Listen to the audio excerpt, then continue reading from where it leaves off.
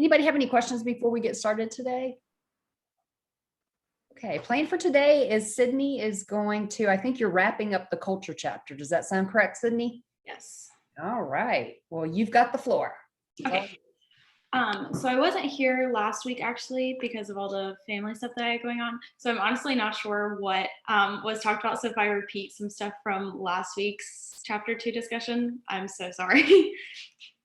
Sydney, one of the things that we've been doing, I don't know if you've picked up on this, is that if you have any questions that you want to ask of the group as you go, if you will unshare your screen so we can see the gallery and we can see everybody. Okay. I think what I'm going to do is I have my slides and then I have some discussion questions at the end. Okay, cool. Awesome. Okay. I always forget. Okay. I'm going to share my screen.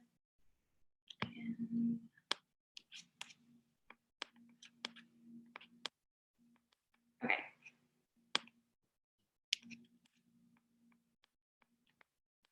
Can you guys see my screen? Okay. So I'm finishing up the chapter on culture of fat talk. And so some of the stuff that stuck out to me, first of all, was who we idolize in our culture. And the stuff that we talked about in the chapter was Barbie, Cinderella, models, social media influencers, and things like that. And so some of these can be good things and they can also be bad things in the way that they're portrayed. So Barbie, like when we think of Barbie, we think that she's a good role model for girls. She has all of these jobs and things like that. But then when we look at how she looks, we see that she is not realistic in any way. And so with these girls, I saw this one on Google with the two like actual dolls, and the one says introducing average Barbie. So I thought that was really interesting because we have Barbie and then we have average Barbie. So this is what the average person would look like compared to the actual Barbie doll that we have. And you can see the woman, I don't think these are like per scale body dimensions, but this is more of an accurate representation of what the Barbie doll would look like on a human. And you can see her really sexualized breasts and her really skinny, tiny little waist compared to like what a pretty normal average person would look like. And so I think that's pretty harmful to girls when they idolize someone like Barbie and see that that's what she is supposed to look like. And so then we talked about in the book models and social media. The first thing that stuck out of my mind was like the Victoria's Secret models. They're gorgeous, they're beautiful, they're tall and thin. And but we all know that they have been under fire recently for how they treat their models and how they have really, really unhealthy like eating practices, weight limits, food restrictions, exercise routines. So at the end, whenever I open up discussion, like if you guys know any details about that, like that'd be really awesome. Because I didn't really look into the details. I just know that they have really, really limited like diets and things like that. And one thing that popped into my mind, and I'm sure you guys have seen this picture of Kendall Jenner recently, and Kendall Jenner is beautiful. But this picture is very, very photoshopped clearly. And I think it just is so dangerous for young girls to see things like this because bodies don't look like that. I mean, you can see that her like pelvic region is clearly photoshopped. Her skin is smoothed. Her legs are elongated. Her arms are elongated. Everything is very, very photoshopped. And so I think that's super harmful, and it goes into the culture of like photoshopping so that we don't see what real bodies look like. And so after that, we had the what is beautiful is good trope was talked about in chapter 2. And so Dr. Marks, in your book, you talked a lot about the Disney characters. And so these are just like a few examples of the Disney characters that go with the what is beautiful is good philosophy. So we have Ariel and Ursula, the stepsisters from Cinderella. And then I think it's really interesting that even in animated movies about animals, we still have that same philosophy. So we have Scar and Mufasa in The Lion King, and Scar is the villain, and Mufasa is like the good guy.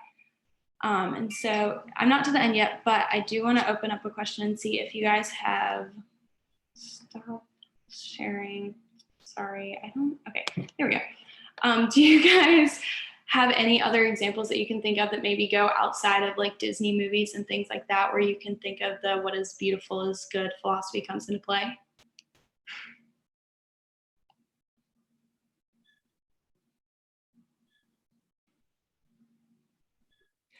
I know in the reflections, one of the things that I saw was how Hollywood tends to do larger women. So like a fatter woman is usually the funny friend, like Yeah. that's the stereotype she has to fall into. And then I think somebody gave the example of Suki and Gilmore Girls. But were there other examples that you all came up with that you've noticed?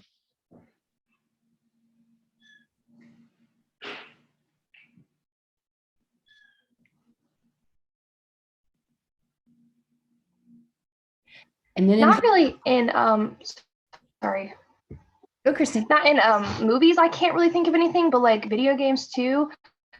You have, you know, your really attractive protagonist, and then you have your villain that looks, you know, they can look like unconventionally attractive, but they can also just be larger as well, like you mentioned.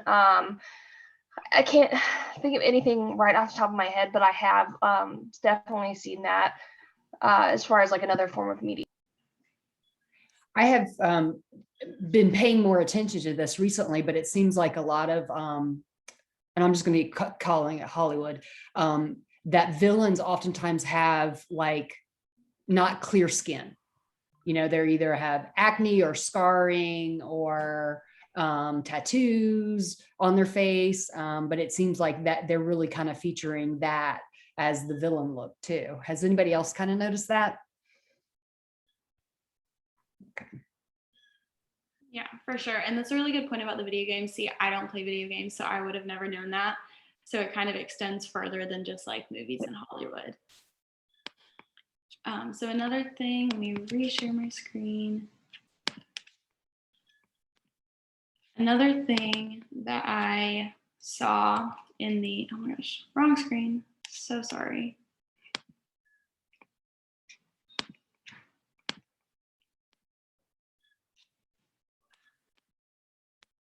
Okay, there we go. Sorry. Okay, so we have the what is beautiful is good. So this is one thing that I really thought was interesting was the culture of fat talk when we talk about food and dieting. A lot of healthier and foods that are supposed to make you lose weight are geared towards women. So we have the skinny girl popcorn and the skinny girl dressing. And I just think it's really interesting that these foods are probably healthier and they are better for you, but they're not advertised as healthy. They're advertised as skinny and to make you thin.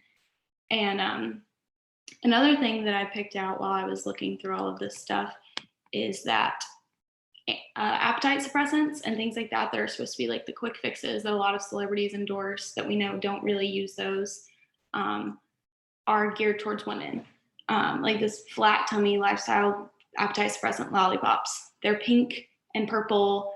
And I went into Google and I just looked up appetite suppressants.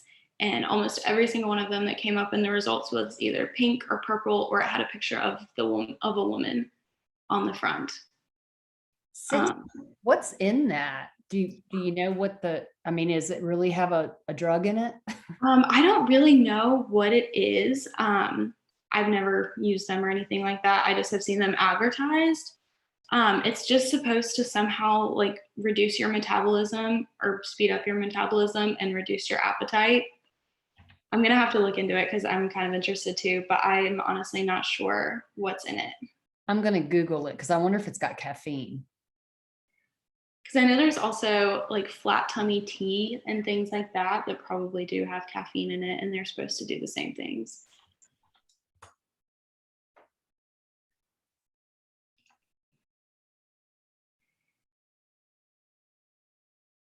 It doesn't say. Clinically proven safe active ingredient extracted from natural plants. Satirial. Has anybody heard of this?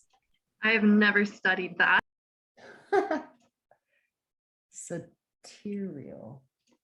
It always I've worries never me. heard. Oh, sorry. I've never heard of that specifically, but I've heard. I like have essential oils, and I've seen like in some of the groups and stuff that I'm in. There's like different oils that suppress your appetite, and that you can use if you're dieting and whatnot. And I'm trying to remember like which ones exactly it is, and you don't even have to do it internally from what I've heard. Like some of them are, I think peppermint is one of them actually, that you can just like put on you and it suppresses your appetite. Like I know for peppermint a lot of times nausea, you can use that to suppress it, so I guess it's the same for appetite, but I don't know specifically about what those are. But I know some like natural things are good for that, but I don't know. It says, from what I've found, it looks like it comes from saffron. And saffron, if you've ever had saffron rice, the spice is very expensive, but it's what turns the rice yellow and makes it very flavorful. Oh, I don't know if I'd want it in a lollipop. I'll just keep it in the rice. Yeah, but all of these products seem to be marketed towards women. And also with these, kind of back to like the skinny girl popcorn and dressing and things like that, they're not advertised as healthy, they're advertised as skinny. So that's pretty much what I have to talk about. And so now I'm going to open up some discussion. Are there any other healthy products that you guys have noticed that are geared solely towards women, or healthy products that are advertised with the sole purpose of making you thin or skinny, other than like instead of being just healthy?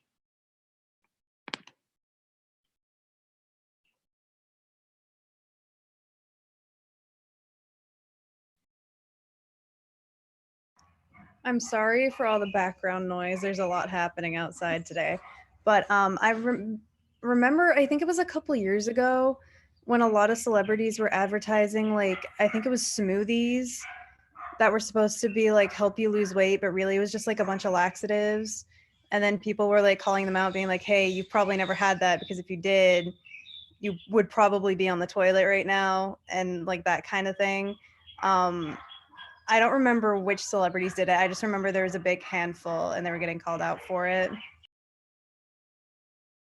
Also like teas as well that did similar things, that they were like advertising and stuff, and I know that was like a big part of like the uproar in the community. I've seen it with alcohol more recently, like a lot of the seltzers they're making, they're saying it's like reduced calories and whatnot. I don't know if y'all have seen them. I can't name a specific example, but I just know that it's out there, and like a lot of people I know have switched over to those as opposed to like drinking other beverages that have like more calories. Yeah, the seltzers like Trulies and whatnot, they've become very popular, but they are lower in calories than beer, lower in calories than wine.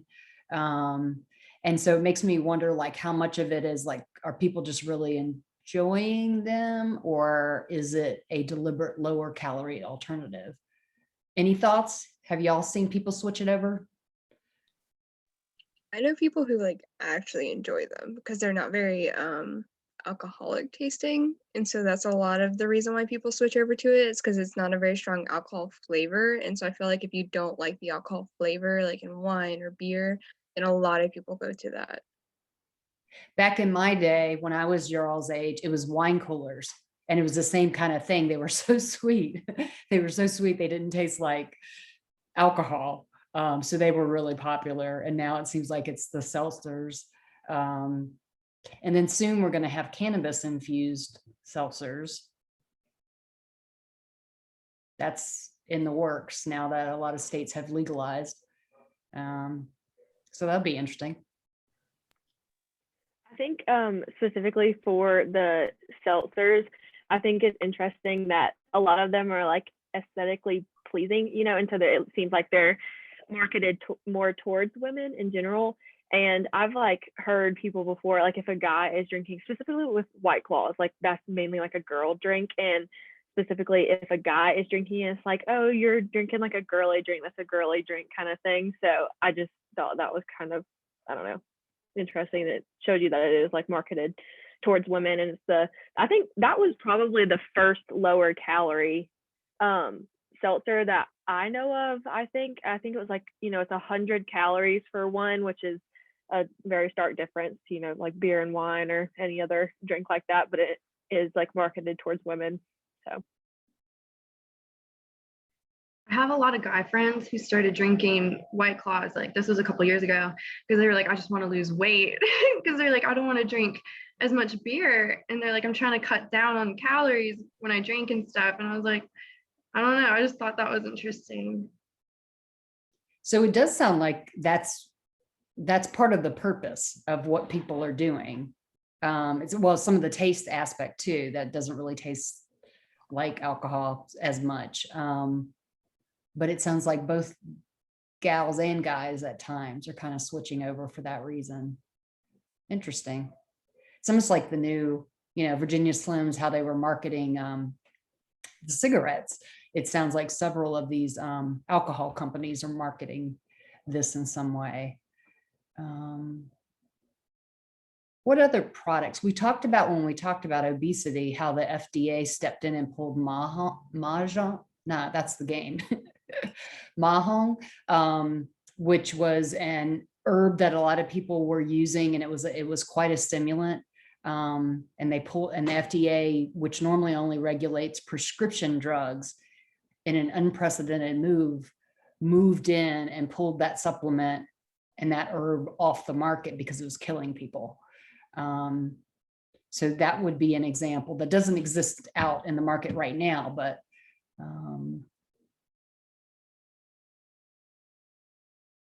yeah, what other products or foods are people relying on? I'm curious. I was actually thinking of, this is not specifically towards women, but I feel like protein powders are marketed specifically towards men. So I feel like that has like the flip side of like women aren't supposed to be muscular and like they aren't encouraged to always go work out. And I feel like there's a lot of companies that are trying to reverse that, but I know especially a few years ago, most of protein powders were like specifically for men, and like women weren't encouraged to do like muscle building and all of that. Yeah, I have a son who's really into the protein powders, and he's off and grown and married now. But when he was home, I would always hear the clink, clink, clink, clink, clink, clink, clink before he would work out. And I was always worried, like, is it going to fry his kidneys or something like that? Yeah. Yeah, just to add to that, I think it's, I use protein powder like after I work out for recovery. And it is interesting, it being marketed more towards men. I use Gold Standard, and it's in like this big black, so it's like more marketed towards men. But when I was looking into like different ones and whatnot, and there are some that are specifically for women, there's like Collagen for Her is one of the things. And it's like a lot of them have different additives in there. But that you cannot get a lot of protein in the women's ones. It's like probably 10 grams less protein in the ones marketed for women versus the ones that don't say like men specifically, but you can tell like are the black and kind of marketed more towards men have the more protein in it compared to the ones for women, which I think is interesting. Obviously they need more because a lot of times they're bigger, but I also, since I'm like working out and trying to build that muscle, it's like I need more too. And it's hard to find like a one tiered towards women that has enough protein for me to like build that muscle. Tamara, actually, I have a question for you about that. Do they purposely put less protein? Because you said that protein pulls calcium out of the bones for women.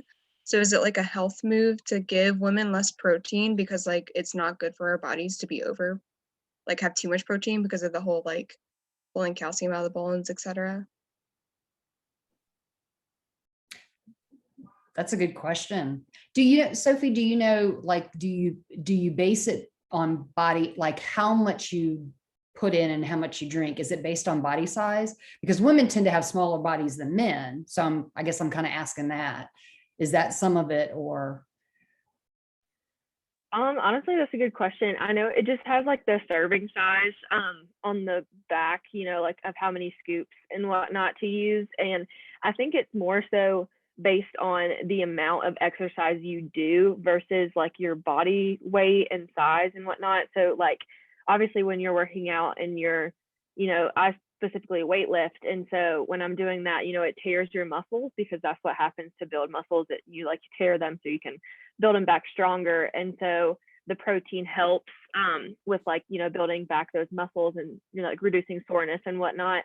So I'm honestly not sure. That'd be something interesting to look into for sure. That's a good question. But I think it's just, and it's, the protein that I use is not specifically doesn't say anything about it being marketed for men. So I would think that it would, the serving size is probably okay for women, but that's a good question I've never really thought about.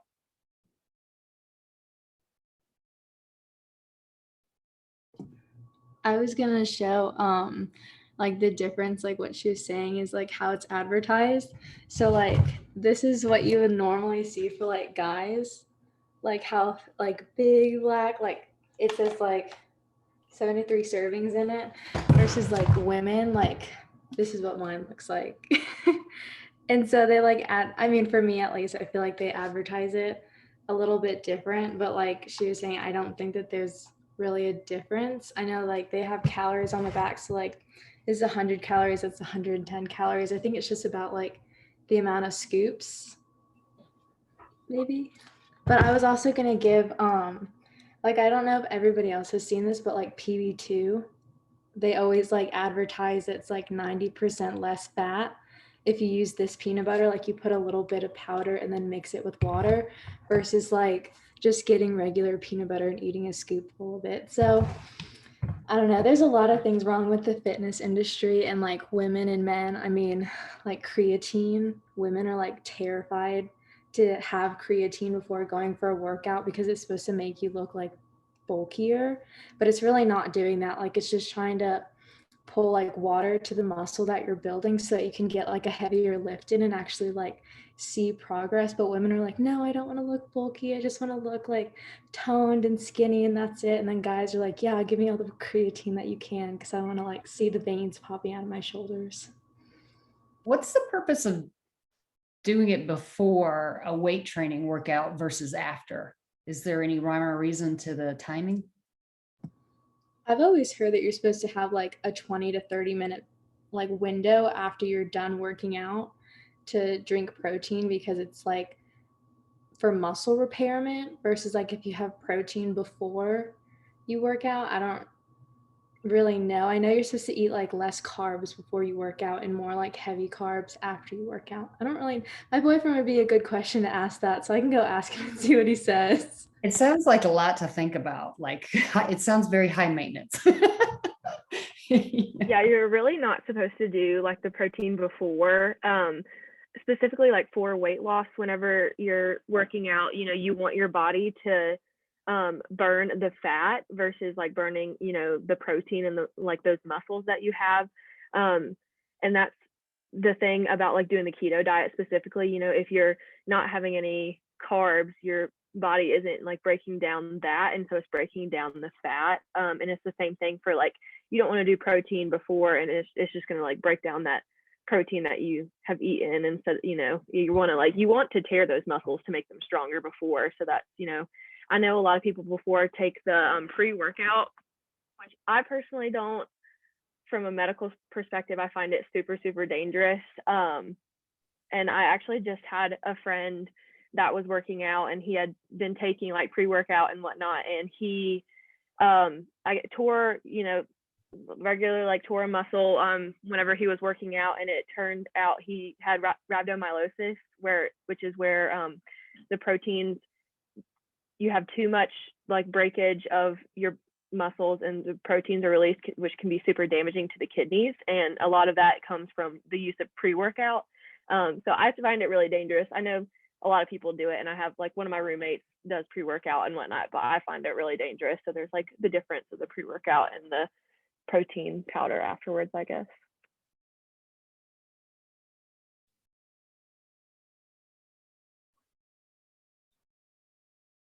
It does sound like it's gotten more complicated these days for a lot of people, that from a public health standpoint. I just think, it's just really good that people get exercise.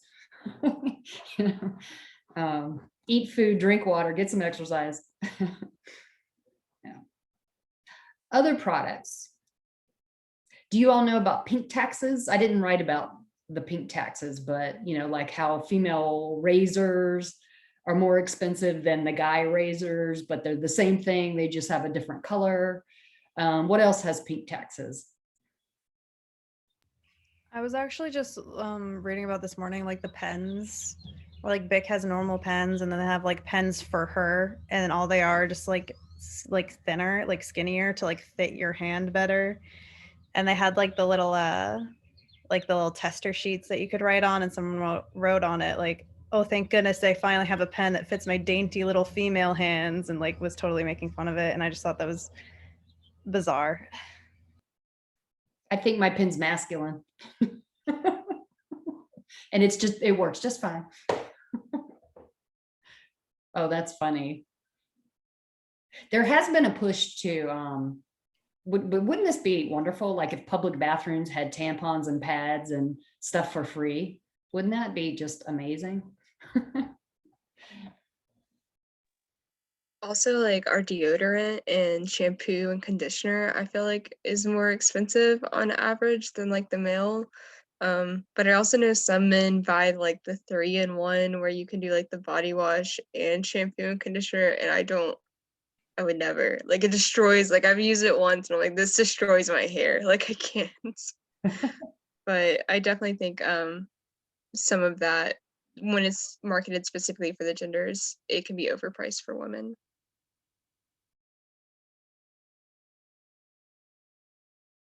That's so unfair.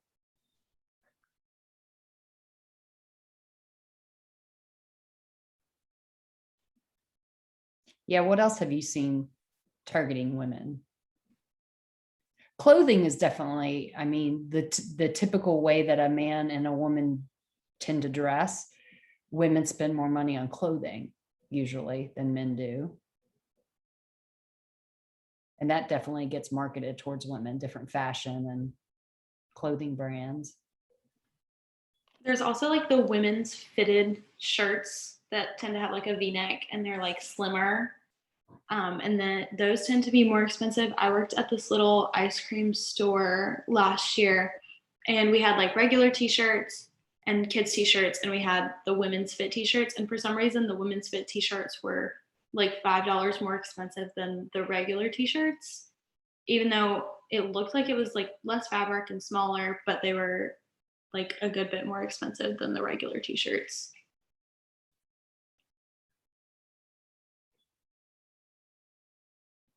And then certainly more makeup marketed towards women, skincare stuff marketed towards women, right? Except for I guess the guys get the shaving, the shaving stuff in advertisements.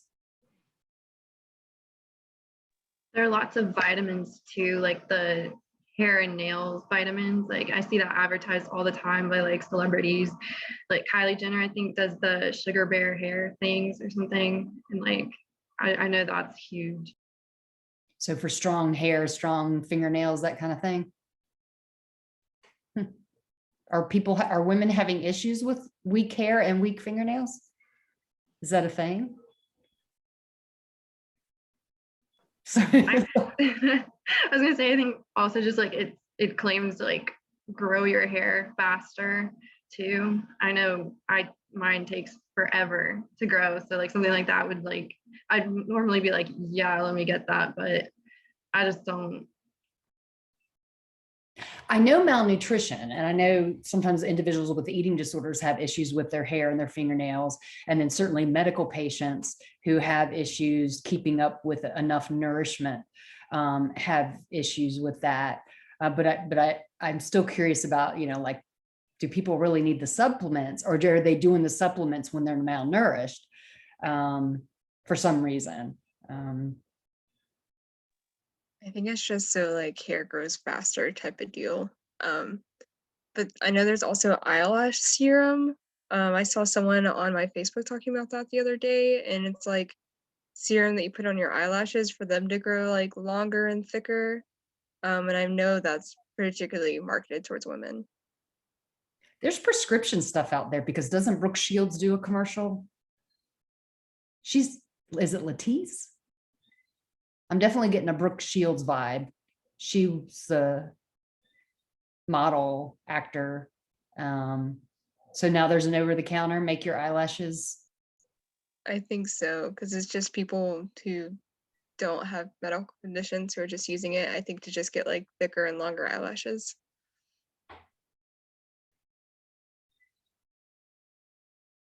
Man, if you did all this stuff every day, you would like accomplish nothing, right? You're just so busy doing all this stuff to try to whatever.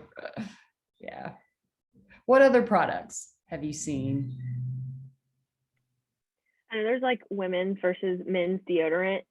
And I personally have started using men's deodorant because it works so much better. I feel like I can't find a men's or women's that works as good as the men's deodorant. I don't know if anyone else has like had that trouble and whatnot, but I just had to switch over because and it's cheaper too to buy the men's deodorant and it works better. So I just started doing that.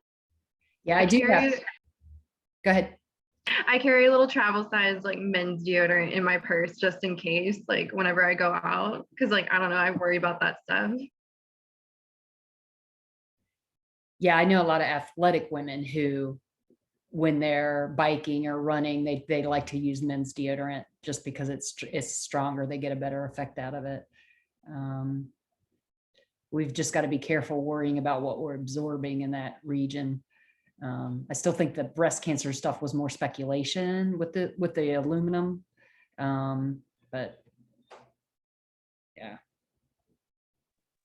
I actually use like the environmental friendly stuff for like deodorants and hair products, and they are obviously marketed towards women because I was trying to get my roommate to buy it, which he's a male, and he was like, no. And I was like, it's cheaper, it's better for the planet, and it has like these things that are like questionable for our health, like out of it. And he like didn't want to because it looked like too girly. It was very silly. But I know that like even some of the environmentally friendly stuff is like specifically towards women. I know we talked about it when we talked about fertility and infertility, and I presented some data on how sperm counts have been declining, but I read a really interesting scientific article last week where the main author was saying, why aren't we talking about this? But there's a projection by 2045 that sperm counts could fall to zero, and that some kind of like a weird Handmaid's Tale kind of scenario that, what if we're heading in a direction where there's no reproduction? It's like, oh, but a lot of it's being blamed on plastics, environmental chemicals, things that we put on our bodies that get absorbed into the bloodstream. And it's just kind of interesting. It's like, oh, like it's continuing to decline. But it makes me wonder what's happening to female bodies too, being exposed to. I know I had an exercise science student in a previous class like this, and her area of research was looking at how products are affecting female menstrual cycles. And there's definitely more irregularity, it seems like, nowadays than there was previous. And again, some of those products and chemicals are being blamed on that. So yeah, when I think too much about this kind of stuff, I scare myself. Like I heat up plastic in the microwave sometimes and then eat food. Yeah. Can you think of other things that are marketed towards women? Things like pricey things like cars. Are they deliberately marketed women versus men, do you think? Or I don't know about cars, but I just thought about like kitchen supplies, like coffee makers, like really nice pots and pans. I feel like they tend to be more designed towards women. Like I know I have a cute little like teal blue Keurig, and they have like a pink one and stuff like that. And then I have like when you go into TJ Maxx, they have all of these really pretty like gray ceramic pots, and like I feel like they're usually not directly marketed towards women, but like when I go to like a guy's house, they just have like a regular silver pot and pan, and they don't really like the really nice like ceramic things like that are marketed towards women, I feel like. Do you all feel like you are expected more so than men to have your apartment, your homes decorated and matching, things that match, or things that? Yeah, I'm hearing yes. Is that just because men can be clueless, or is that because you think women feel like it makes an impression? I feel like men have been socialized to be clueless. Like they kind of have grown up like with the idea that like the man just like doesn't know how to clean, doesn't know how to cook, doesn't know how to keep their space. They're almost expected. Like when I walk into a guy's house, I kind of expect it to be gross. And when it's not gross, you're like, huh. Like my mom told me that she dated someone in college and she went to his apartment and it was immaculate. Like he had candles lit and he cooked for her, and like his apartment was like sparkly clean. He had like nice soap on the counter, and she was like, I thought he was gay, and I left. Or he's just hygienic. Yeah. Yeah, I do know there is research to suggest that parents tend to raise boys not to pay attention to details like the toilet paper is empty. What do? You get a new roll of toilet paper. You know, that kind. I remember going up to my boys and showing them that, like, look, this is how you do it. Roll of toilet paper. You put it on. You put it in. You know, that kind of thing. Whereas girls were raised to notice anything that is unkept and take care of it. You know, to clean up. But I think that's why a lot of women clean up after men, and then men are kind of like, cool. You know, isn't this nice? Wouldn't it be nice to have somebody come around and clean up after you? Yeah. But does that make sense, being raised to like pay attention and be bothered by stuff in a way? But again, that can be exhausting, can it? You know, if you're doing all that kind of stuff. I actually find this really funny because I at school I have an apartment and I have 3 roommates and they're all men. And I mean, we get along great and it's really lovely and they're very sweet. But I think I've noticed that I pay attention to a bunch of the small details a lot more than they do. So like the floor might have like, when we're bringing in groceries, and we might have tracked in some like grass or whatever. And I'm always like, oh, there's grass on the floor. I need to clean it. And like the other 3 are just kind of like, what? Why? And I feel like I'm in that vein. I'm like doing more housework sometimes. And I don't even like attribute it to like them not doing housework. It's just like, I notice the smaller things more, and I feel like I have to fix them more. Yeah, if that makes sense. We have this my partner and I have this ongoing argument in the winter when I take my shoes off when I've been in the snow or mud or anything. Take the shoes off when I'm inside, and I've got indoor shoes. And he'll walk in with the snow and there's water on the floor, and I'm like, take your shoes off. And then he's like, it's just water. You know, it's not mud, it's just water. And it's like, maybe we don't want water on the floor. You know, it's just one of those kind of like, yeah. But isn't it interesting, the things that bother some people and other people like, wah, no big deal. I know like when my place is messy, I get really embarrassed, especially when people come over, because it's almost like a reflection of myself. And I'm like, I'm not a messy, dirty person. Like, I promise. It's just like sometimes like it just gets that way, or like I'm so in and out, like going to work or class, like it's just, I don't clean it right away. And like, I don't know, like, does anyone else feel like it's a reflection, or like that we think it is?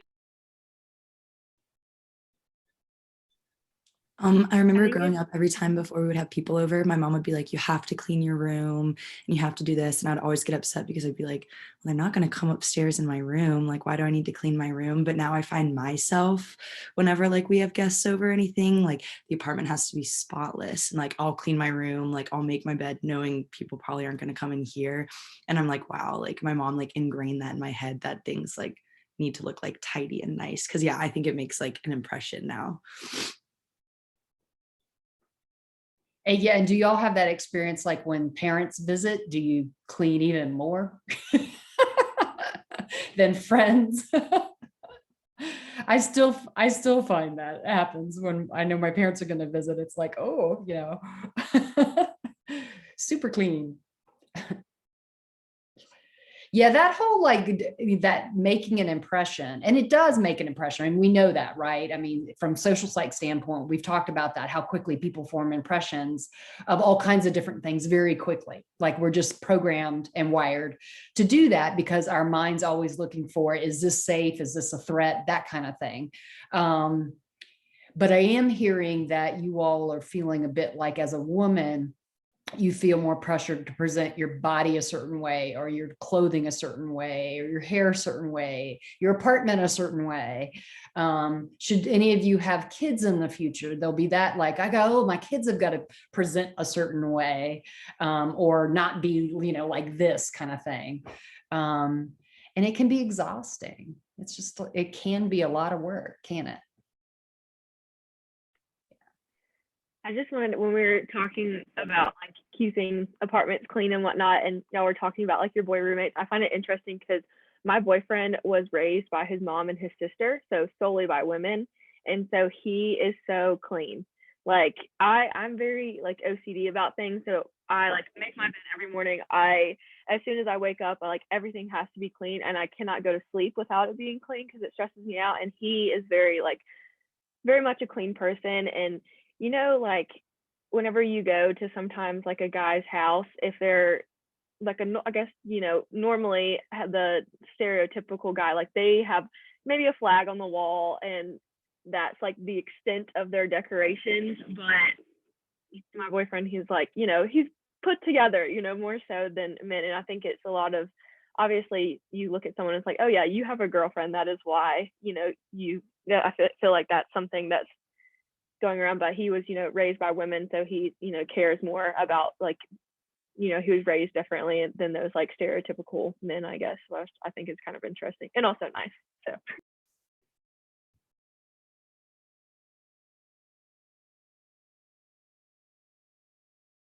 Any other thoughts about how things are specifically marketed towards women, or all that we have to keep up with? I don't know if it's like specifically marketed, but I started like snowboarding this past winter. It was like my first time, and I noticed that like a lot more women were skiing and like a lot more men were snowboarding.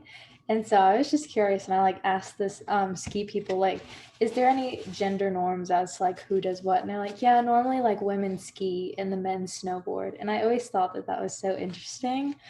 So just like my personality, I was like, I'm going to snowboard then. That's been going on for years. So I used to snowboard badly, but I found there was transfer of learning when I tried to ski. Like it felt all wrong and it felt really bad on my knees, but I skateboarded as a kid, and there was transfer of learning from skateboarding to snowboarding. I have since quit snowboarding since I had hip surgery a couple of years ago. I've just figured it's just too dangerous. It's just not worth, because have you had some really deep bruises, Alea? Mm-hmm. Yeah, you can smack. I mean, it was a rough. And then I didn't know that people were supposed to wear helmets, so there was a couple falls too. But yeah. We went to Sugar a lot. I don't think we ever made it to like Ski Mountain or anything because it's closer to our apartment. But even like in Sugar, like when you walk back to the bathrooms, they have these huge like pictures on the wall of like back in the day, and the women like in skis, and then the men like either on those dirt bikes for when they open up during the summer, or snowboarding. It was never like women were snowboarding or like men were skiing. Interesting. I actually took skiing as a PE class my freshman year, and I can say that we had a pretty even distribution of men and women. So I didn't even realize that, at least in the classes, because I went and skied with all of my guy friends. So there were 5 of them and 1 of me, and we all chose to ski because I knew how to snowboard but didn't know how to ski, and so we learned together. But then some of my female friends picked up snowboarding instead, and like one of my other female friends are like really good at snowboarding. So like I don't know if it is everywhere, or maybe it was just the class that people were intrigued about doing something different. But at least in my limited experience, it seemed pretty like evenly distributed. Your generation, I think, is more athletic and with those kinds of things than say my parents' generation, which would be your, grandparents, great grandparents. There definitely seems like it's more acceptable for women to get out. I was just thinking about that the other day. Have you all been to Banff Film Festival? It's just really cool outdoor. It's like these short films that people create, and there's usually really loud music. And it's all this outdoorsy stuff, climbing, snowboarding, the dudes that jump off of the mountains in the squirrel suits and fly, that kind of thing. But one of my favorites ever, it had the song Cake. I Want a Girl with a Really Long Jacket. But the guys are in the bar and they're like, hey, where are the gals? You know, they're drinking in the bar, and then they start playing that song, and the gals are out like having these adventures. They're snowboarding and they're, you know, hang gliding and all this kind of stuff. And it's just a great feminist film. But yeah, it's pretty cool. So yeah, the girls are they're out there being athletic. So, and I do think your generation does more of that kind of stuff. I think that's more acceptable. Yeah. We'll get to this at some point in the class, but one of the reasons why, in terms of evolution, we've been more enamored with men's athletics and men's competition is that historically athletics and competition could potentially harm our wounds and harm us and harm our reproduction. Like if we got injured, it could keep us from being able to reproduce. But with the guys, and if you think about guy genitals, how easily injured those things can be, it doesn't make a whole lot of sense. But that's some of it. Like we expect men to physically compete and less for women. Again, your generation, I hope a lot of you grew up playing sports because it seems like that's more common than ever before. And we'll get eventually, I did write about some of this stuff later on in the book, how good that is for girls growing up to have played in sports and to have competed. Yeah. Did you see the thing with the NCAA, the men versus women stuff that was going on? There was like, so first of all, the women didn't have a weight room. Apparently they were going to set it up when it got to Sweet 16, but the men always had a weight room. And so that was like an interesting thing, and like that went viral. But then also the women are fed very pitiful meals, and the men get like buffets of steak at the NCAA. And the interesting thing about the NCAA is like they don't pay the players. So they're taking this funding and like specifically distributing it different between men and women. And I just find that very interesting, and like the gender disparities in sports even today. I did see something about the weight room. Yeah, that it wasn't nearly as good. Ugh. Didn't they give them just like a rack of dumbbells or something? Oh my. It was literally just like a rack of dumbbells, and the men had like a full huge weight area with all sorts of different like weights and stuff and different ways to like work out. And for the women, they weren't going to give it until like Sweet 16, which was very interesting. There's no reason why they can't share a weight room, right? I mean, gyms do that all the time. I think part of it's with COVID though, because COVID bubbles. I think they're in different areas. Yeah, that I forget about the pandemic sometimes. Yeah. I saw a lot of people trying to justify that, a lot of men trying to justify that by saying that the women's and NCAA doesn't make as much revenue, which may be the case, but it was just such a stark difference. Like it was literally like the one rack, and I don't think the dumbbells even went over like 20 pounds. So it was like nowhere in the same ballpark, even if the revenue is that different. Like the NCAA has so much money. And my boyfriend's really interested in basketball, and he doesn't particularly like the NCAA because of the gender disparities and stuff, and he doesn't like how they treat the players. But the NCAA doesn't pay the players, so like it's just a foundation. And so if it gets funded, it shouldn't be fund the men versus the women, because it doesn't go into any salaries. It should just be like fund the NCAA, and then they distribute the money. So it's interesting that they make it to where it's like differently, like it's funded differently, because like with professional it makes a little more sense. It gets a little bit dicier because like it is different organizations, and it does go into the player salaries, but with like NCAA, it doesn't. So it's just pretty sexist. Did any of you follow the women's soccer lawsuit all the way through? What became of that? I mean, I know they were making an argument. They did bring in more revenue. In terms of wins, they were so much better than the men's team. And they were asking for equal pay. Did anybody find what the outcome was? Or is it still ongoing? As far as I know, it's still ongoing, but I think something happened to where they like didn't necessarily win, but it's still ongoing. Yeah, that's one of the situations where, because I know historically the argument for professional teams is that the men's teams bring in more revenue than the women's teams. And that's unfortunate, but true in a lot of situations. But for the soccer, it didn't seem like it was true. I actually had to write a paper on this in one of my classes in previous years. And like, and I do understand that like men's sports, like, so this is specifically like NBA versus WNBA. Like, and I do understand that like, obviously they're going to get more like primetime TV and more ticket sales and stuff like that. But the highest paid ever WNBA player was somewhere in the $120,000 a year, which is still six figures. It's a lot of money to a lot of us. But then like the highest paid same year, like NBA players were in like the 40 millions.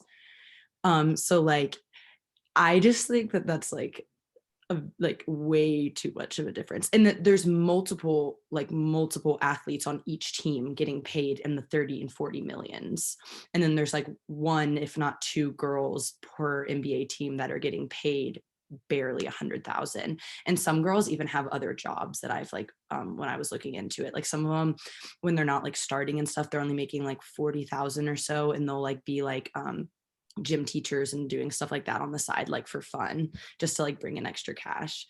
But like they're a pro athlete, and these men are living like gods, and then they like have to like have extra jobs. I just think that that's crazy. Wow, that's sad. Do you all know who the highest paid state employees are?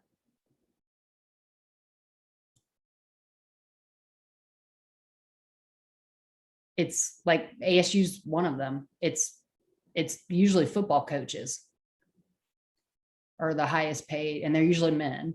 Yeah. And then after that, I think it's Kiara. Am I correct? I'm looking to you. Is it basketball after football? I think so. Yeah.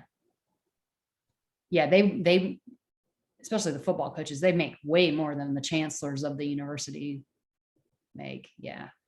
But again, and ASU's proud of this. I mean, our athletics bring in a lot of revenue. So, yeah.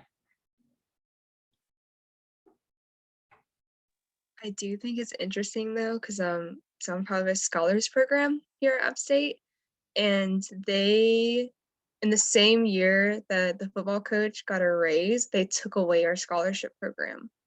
And so to me, that was a very big signal that like athletics is way better than scholarships. And they like promised us to finish out us, but they stopped accepting new people about 3 years ago.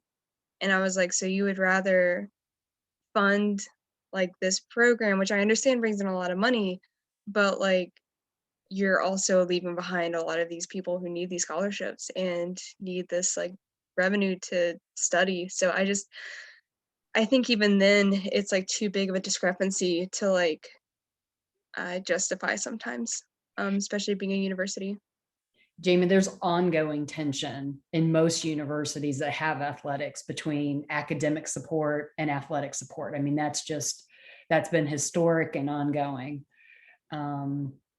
And the interesting thing is like we were getting a lot of good press on this scholarship program because it was a full ride specifically for people who had a passion to change the world. It wasn't based purely off of grades in like high school.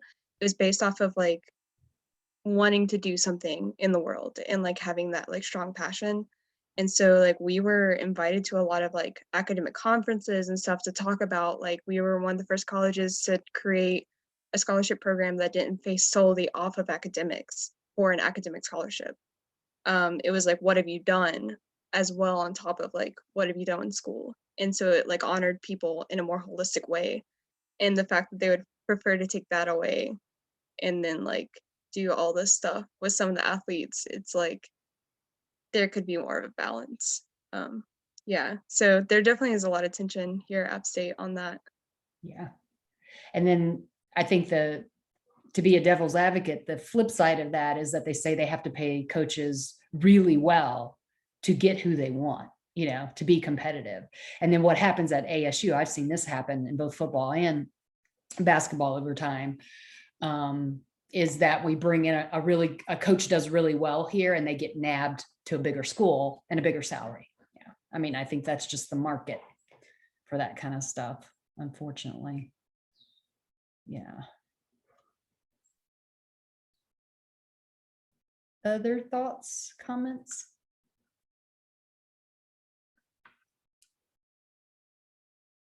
Sydney, do you have anything else? Do you feel like you've?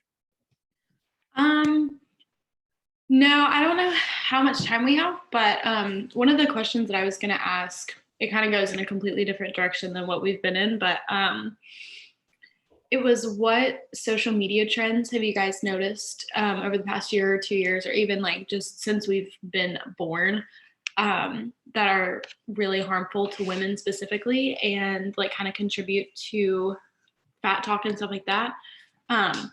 One that I remembered, just to like start us off in like the direction that we're going, there was a trend on TikTok a while ago, and it was, if you could step into your arms like this and then pull your arms up over your butt, then that meant you had a big butt, or that you were skinny or something like that. So there's like all of these trends to like see what you can do to like see if you're thin, or like if you can like I remember in elementary school, like if you could wrap 3 fingers around your wrist, like you were skinny or something like that. So if you guys have like seen anything like that you want to bring up and talk about.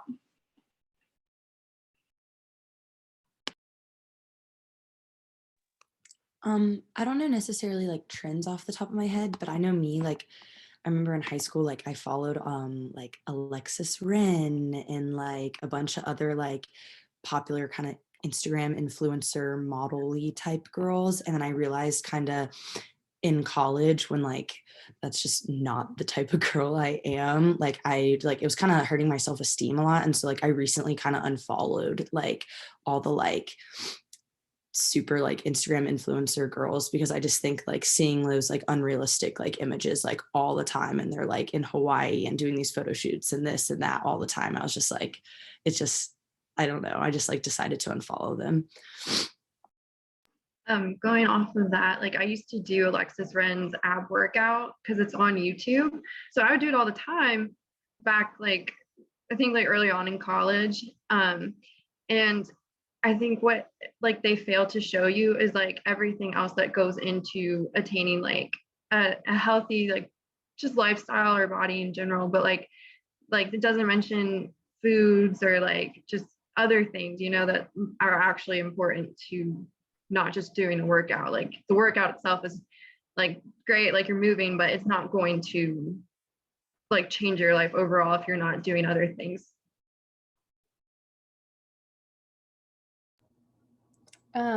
Kind of like relating to that, I was watching a video the other day with my boyfriend. There's this guy called Bradley Martin. I don't know if like anybody's heard of him, but he's like a huge weightlifter, and he like trains like the popular TikTokers right now. And there's this one girl that came on, her name's like Olivia Ponton, maybe something like that. She used to be on Disney Channel, and now she's like forming into a TikToker. And he was training her, and she was like, just remember, like, I don't want to get muscular. I don't even want like a big butt or like anything. I don't want definition to my arms, nothing. So he was like, well, why did you come to me then? Like, I'm a bodybuilder. Like, that's what I know what to do is build muscle. And she's like, I just want my stomach to be toned. So he was kind of like asking her, well, what are the things that you do when you get to the gym? And then he was like trying to like figure out how to make this video like something. And so towards the end, like he was doing more like hit circuits with her, and she was doing them. And then he's like, okay, you need to take a break and like drink some water and stuff. So she would go over and she would just swish the water in her mouth and then like spit it out. And he was like, what are like, you need to drink water, you're gonna pass out. And she's like, no, I don't like the feeling of things like jiggling in my stomach. Like it makes me feel fat. Like models, like what we do when we work out is we just swish water in our mouth and then we spit it out. Like that's how we stay hydrated. And the whole video, I was just like, she was just saying certain things like that, like certain motions. He was like, okay, do like 3 more reps. And she's like, no, I'm done. Like I already feel like my butt burning. Like in the model world, sorry. In the model world, like we can't have like big butts or big boobs. Like we have to have like everything symmetrical for certain, like I guess like Vera Wang and different companies, like they want someone who's just like a stick and doesn't really have any curvature to them. So I thought that was really interesting and sad. I was gonna say that makes me really sad. Yeah, so I did ballet for a long time, somewhat pre-professionally, and something very similar that I found is I had to stop watching videos. There's a very popular Russian ballet company called Vaganova and the Mariinsky and Bolshoi, and all of their dancers are like this big around, and they're tall and they're lean and they're so small, and you hear them talking all the time about like I had teachers tell me don't go running because you're going to get big leg muscles, and you don't want big leg muscles. You want thin toned ballet muscles, and it would drive me crazy. Like I'd have to unfollow like Russian dancers that I looked up to and stuff, because all you'd see is just these really skinny women who would like do whatever it took to have a ballet body, and I couldn't do it anymore. Are you a fan at all of Misty Copeland? I watched her master class, and it was just wow. Yeah, she's a phenomenal dancer, and she's very open about her history with food and eating disorders, and she even I say started late, but when you start ballet at 13, that's late for like being a professional. Most start at like 3 or 5. But she's very open about her weight struggles and her body image struggles, and I think it's very much needed. Yeah, she's definitely more of a muscular dancer. Yeah. I think hopefully that's changing. I know a lot of ballet companies are hiring more dancers of color and more dancers that don't fit the like stereotypical, very thin, almost like prepubescent looking dancers that are so much a part of the like aesthetic or whatever. So hopefully I've been seeing a small change. I'm hoping it continues. Part of the reason why I like watching hip hop, I like the music, but I like that it represents different body types, you know, that more accepting of that diversity and that variety.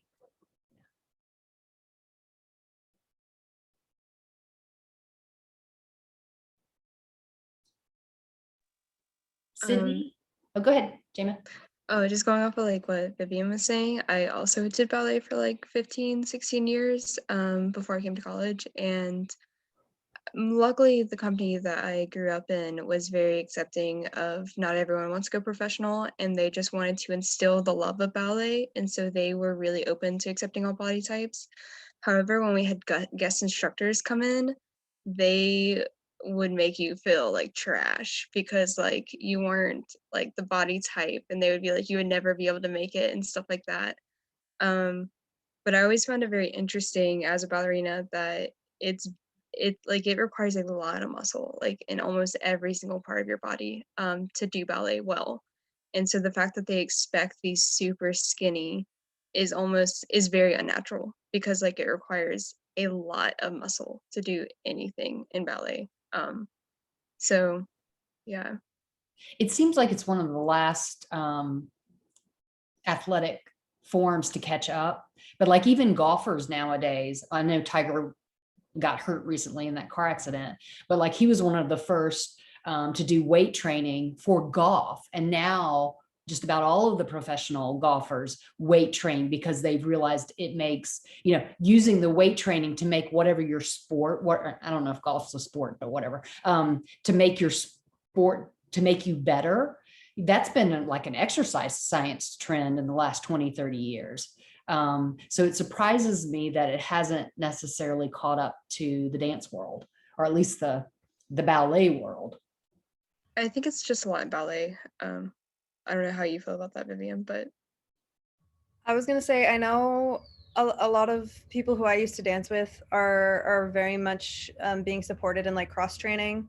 So it's definitely becoming more popular, and I know places like the Royal Ballet, which is in London, they have a like whole program set up for like physical therapy and prevention strength training so that their dancers don't get injured.